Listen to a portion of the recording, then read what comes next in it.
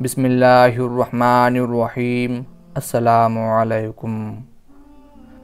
حضور نبی کریم صلی اللہ علیہ وآلہ وسلم نے ایک دن دوران خطبہ مسجد نبوی شریف میں کھڑے چند لوگوں سے ارشاد فرمایا، بیٹھ جاؤ۔ اس وقت ایک جانثار صحابی رسول مسجد کی جانب بڑھ رہے تھے۔ جو ہی رسول اکرم صلی اللہ علیہ وآلہ وسلم کے کلمات کانوں میں پڑے تو فوراً وہیں بیٹھ گئے۔ جانتے بھی تھے کہ یہ حکم مسجد میں موجود لوگوں کے لیے ہے، اس کے باوجود مسجد سے باہر اسی جگہ بیٹھ گئے۔ بعد میں رسول اللہ صلی اللہ علیہ وآلہ وسلم تک جب یہ بات پہنچی تو خوش ہو کر اپنے اس جانثار پیارے صحابی سے فرمایا، اللہ تعالیٰ تمہارے دل میں اطاعت الہی اور اطاعت رسول کا جذبہ اور زیادہ کرے۔ دوستو، دعائے نبوی صلی اللہ علیہ وآلہ وسلم سے حصہ پانے والے یہ صحابی بارگاہ رسالت کے مشہور شاعر حضرت عبداللہ بن رواحہ انصاری خزرجی رضی اللہ تعالی عنہ تھے۔ اعلان نبوت کے 13ویں سال حج کے پربہار موقع پر منا کی گھاٹی میں آپ رضی اللہ تعالی عنہ نے تقریباً 70 خوش نصیبوں کے ساتھ حضور اکرم صلی اللہ علیہ وآلہ وسلم کے دست حق پر بیعت کی سعادت پائی۔ آپ رضی اللہ تعالی عنہ تجربہ کار شاعر تھے۔ قبول اسلام کے بعد اپنی شاعری کا رخ مدحت رسول اور کفار کی مذمت کی جانب موڑ دیا تھا۔ لب سے جو نکلی وہ بات ہو کر رہی۔ چند اشعار کا ترجمہ ملاحظہ کیجیے۔ ہمارے درمیان اللہ کے رسول ہیں، صبح کے نمودار ہوتے ہی وہ تلاوت قرآن سے بہرہ مند ہوتے ہیں۔ ہم گمراہ تھے تو انہوں نے ہمیں راہ ہدایت پر چلنا سکھایا۔ ہمارے دلوں کو یقین ہے کہ جو بات ان کے لب پر آ جاتی ہے وہ ضرور ہو کر رہتی ہے۔ ذوالقعدہ سن 7 ہجری میں قضائے عمرہ کے موقع پر مکہ کی فضاؤں میں داخل ہوئے تو حضور اکرم صلی اللہ علیہ وآلہ وسلم کی سواری کی مہار تھامے ہوئے اشعار پڑھ رہے تھے۔ حضرت عمر فاروق رضی اللہ تعالی عنہ نے منع کیا تو پیارے آقا صلی اللہ علیہ وآلہ وسلم نے فرمایا، اے عمر، انہیں کہنے دو، یہ اشعار کفار پر تلوار کے وار سے زیادہ سخت ہیں۔ ایک مرتبہ حضور صلی اللہ علیہ وآلہ وسلم نے آپ رضی اللہ تعالی عنہ سے استفسار فرمایا، تم اشعار کیسے کہہ لیتے ہو؟ عرض کی، کسی چیز کو دیکھتا ہوں پھر اشعار کہہ ڈالتا ہوں۔ اسی طرح آپ صلی اللہ علیہ وآلہ وسلم نے ایک مرتبہ پوچھا، شعر کیا ہوتا ہے؟ آپ نے عرض کی، ایک ایسی چیز جو انسان کے دل میں کھٹکتی ہے، پھر انسان اسے اپنی زبان پر شعر کی صورت میں ظاہر کر دیتا ہے۔ فرمایا، کیا ابھی شعر کہہ سکتے ہو؟ آپ نے پیارے آقا صلی اللہ علیہ وآلہ وسلم کے چہرے کی جانب نظر کی اور فی البدیہہ نعت مصطفیٰ صلی اللہ علیہ وآلہ وسلم پڑھنے لگے۔ جب قلعہ خیبر کی کھجوریں پک جاتیں اور غلہ تیار ہو جاتا تو نبی کریم صلی اللہ علیہ وآلہ وسلم حضرت عبداللہ بن رواحہ رضی اللہ تعالی عنہ کو خیبر بھیج دیتے۔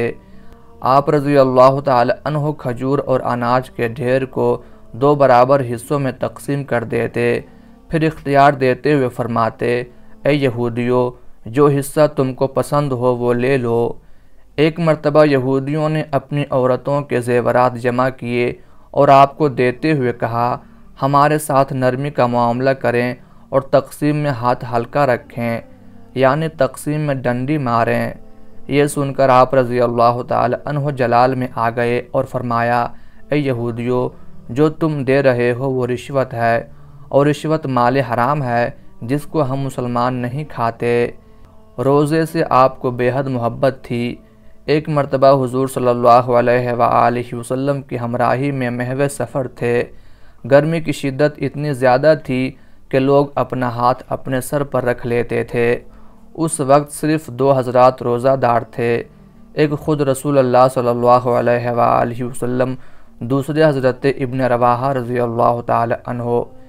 نماز سے محبت کا عالم یہ تھا کہ آپ رضی اللہ تعالی عنہ گھر سے نکلنے کا ارادہ کرتے تو 2 رکعت نفل پڑھتے، گھر میں داخل ہوتے تو بھی 2 رکعت نفل پڑھتے، اور اس عمل کو زندگی میں کبھی بھی نہیں چھوڑا۔ یتیموں سے محبت کا یہ عالم تھا کہ کہ حضرت زید بن ارقم رضی اللہ تعالی عنہ فرماتے ہیں کہ میں حضرت عبداللہ بن رواحہ رضی اللہ تعالی عنہ کی پرورش میں رہا ہوں۔ میں نے نہیں دیکھا کہ کوئی شخص ان سے بہتر یتیم کی پرورش کرتا ہو۔ راہ خدا میں جہاد کا جذبہ ایسا تھا کہ جہاد و غزوہ کے لیے نکلنے والے پہلے شخص ہوتے اور واپسی کے وقت سب سے آخر میں پہنچتے تھے۔ ایک بار نبی کریم صلی اللہ علیہ وآلہ وسلم دراز گوش یعنی گدھے پر سوار ہو کر انصار صحابہ کی مجلس میں کچھ دیر ٹھہرے۔ وہاں دراز گوش نے یعنی گدھے نے پیشاب کیا تو منافق ابن ابی نے ناک بند کر لی۔ اس پر آپ رضی اللہ تعالی عنہ نے فرمایا، میرے آقا کے گدھے کا پیشاب تیرے مشک سے بہتر خوشبو رکھتا ہے۔ سن 8 ہجری جمادی الاولیٰ میں جنگ موتا کے موقع پر 1 لاکھ سے زیادہ رومی افواج کے مقابلے میں 3000 مسلمانوں کے مختصر سی فوج نے اپنی جان پر کھیل کر ایسی مارکہ آرائی کی کہ تاریخ اس کی مثال بیان کرنے سے قاصر ہے۔ جنگ سے پہلے آپ کے جذبات یہ تھے، اے لوگو، تم شہید ہونے کے لیے نکلے ہو اور اب اسے ناپسند کر رہے ہو۔ ہم دشمن کی کثرت اور طاقت دیکھ کر جنگ نہیں کرتے، ہم اس دین کی خاطر لڑتے ہیں جس کے سبب اللہ تعالیٰ نے ہمیں عزت عطا فرمائی۔ اب 2 اچھی باتوں میں سے صرف ایک ہوگی، فتح یا شہادت۔ جنگ شروع ہوئی تو کئی صحابہ کرام رضی اللہ عنہم مرتبہ شہادت پر فائز ہو گئے۔ حضرت زید بن حارثہ رضی اللہ تعالی عنہ کی شہادت کے بعد حضرت جعفر طیار رضی اللہ تعالی عنہ نے پرچم اسلام تھام لیا، مگر جلد ہی جسم پر موجود لباس خون میں ڈوب گیا۔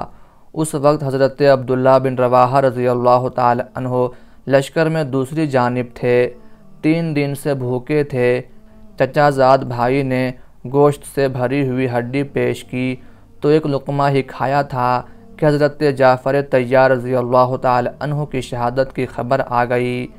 بے تاب ہو کر ہڈی چھوڑ دی اور یہ کہتے ہوئے آگے بڑھ گئے، اے عبداللہ، ابھی تک تیرے پاس دنیاوی شے ہے۔ فوراً پرچم اسلام ہاتھ میں لیا اور لشکر کی کمان سنبھال کر بے جگری سے دشمنوں پر ٹوٹ پڑے۔ لڑتے لڑتے انگلی کٹ گئی تو فرمایا، ابھی انگلی کٹی ہے اور یہ کوئی بڑا کارنامہ نہیں ہے۔ اے نفس، آگے بڑھ، ورنہ موت کا فیصلہ تجھے قتل کر ڈالے گا اور تجھے ضرور موت دی جائے گی۔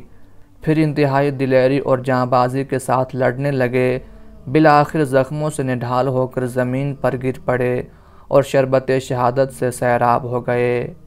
اللہ تعالیٰ کی ان پر بے شمار رحمتیں نازل ہوں، آمین یا رب العالمین۔